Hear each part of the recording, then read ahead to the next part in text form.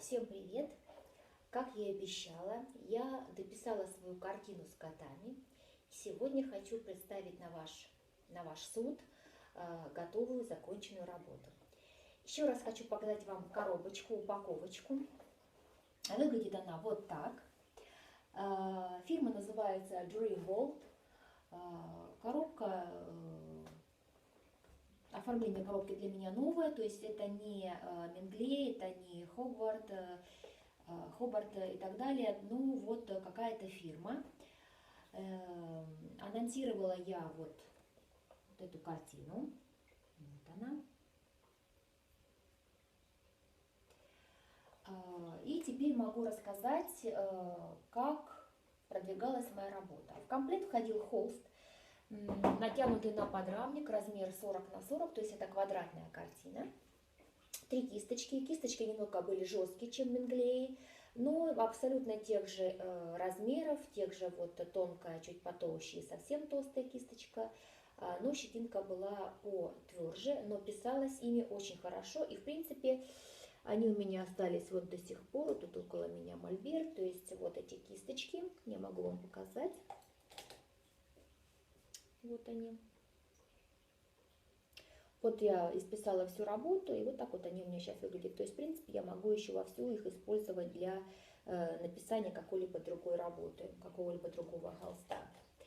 И, собственно говоря, теперь сама моя красотулечка. Красотулечка. Вот такие милые коты у меня получились. Цветопередача фактически один в один цветопередачи, которая была заявлена на упаковочке, на картонной коробке с картиночкой в уголочке. Очень необычный холст. Он более пористый здесь, чем в фирме Менглей. Намного более пористый, то есть как бы краска практически пропитывала холст. И если так вот на этой стороне повернуть, то вот фактура вот этого холста, вот даже видно, прямо ткань, то есть настолько какая-то такая мягкая. Для кого-то это плюс, для кого-то минус, то есть красочка не блестит, как будто это масляные краски, а вот она более впитывается. В принципе, можно эту картину покрыть лаком, либо купить его отдельно, либо использовать лаки, которые были в том же Менглее у меня всегда в наборчиках. Я их никогда не открывала, мне нужно было. Но я вот думаю, надо ли это делать, потому что, в принципе, очень мягкая такая вот фактура картины получилась. По написанию картина легчайшая, просто легчайшая. Можно было ее написать, не знаю, дня за 3-4. Просто у меня не было времени, естественно, есть дом, какие-то домашние заботы, работа. Вот. Из 5-бальной шкалы по сложности я бы поставила ей 2 максимум, потому что очень мало на ней таких элементов, очень тонких, кропотливых, достаточно много больших белых поверхностей. Краски были великолепные, все консистенция такая, как сметанка масляная, я практически их не разбавляла. Единственное, что очень необычные здесь есть нюансы. Допустим, начинаешь расписывать, вот тоже подушечку, допустим, где, ну вот здесь вот, начинаешь расписывать, вот стоит, допустим, номер 12, ну, грубо говоря. Номер 12 я беру, как обычно я привыкла, 12 цвет в тюбике, не в тюбике, а в баночке, и пытаюсь красить. А потом смотрю, а в конце здесь номер, допустим, 9.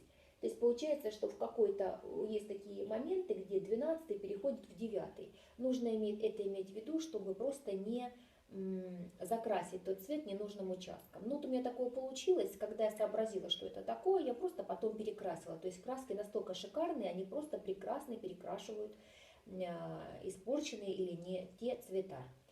Достаточно часто пользовалась контрольным листом, потому что вот такие вот были нюансы, когда вот краска, цвет переходит в другой цвет или еще что-то, я за помощью залазила вот в контрольный лист. Что еще? Ну, не хватило мне черной краски, да, вот еще, не хватило черной краски. Посмотрите, какой большой объем есть черной краски. Это практически весь фон, это практически кот, вот он весь черный, это подушки, это камни. Тюбик был один. Вот сейчас я вам его покажу. Он был здесь всего один. Вот он. И, конечно, мне его не хватило.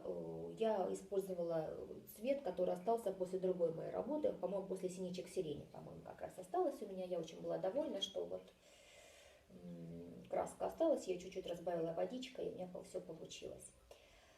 То есть вот, пожалуйста, вот такие краски, как черная, белая, должны быть, в принципе, всегда под рукой. Их может не хватить, как правило, это вот такие сложные фоны и так далее. Вот, а так, ну вот посмотрите сами, какие объемные подушки, какой потрясающий огонь в камине, какие натуральные камни получились на картине. Вот эти вот такие вот коты, которые так вот прекрасно обнимают друг друга. Ну, в общем, собственно говоря, очень рекомендую эту картину. Детям можно подарить вот под Новый год, тем более сейчас вот месяц остался. Они с удовольствием нарисуют, особенно те детки, которые увлекаются рисованием. Все пишется великолепно. Ну и как обычно в конце, в качестве анонса, я хочу проанонсировать, что же у меня будет скоро. Как говорится, сколько я не говорила, что шиппер дорогой, и я заказывать его или покупать не буду, но опять-таки, посмотрев видеообзоры, полистав, что-то я очень сильно захотела заказать себе шиппер.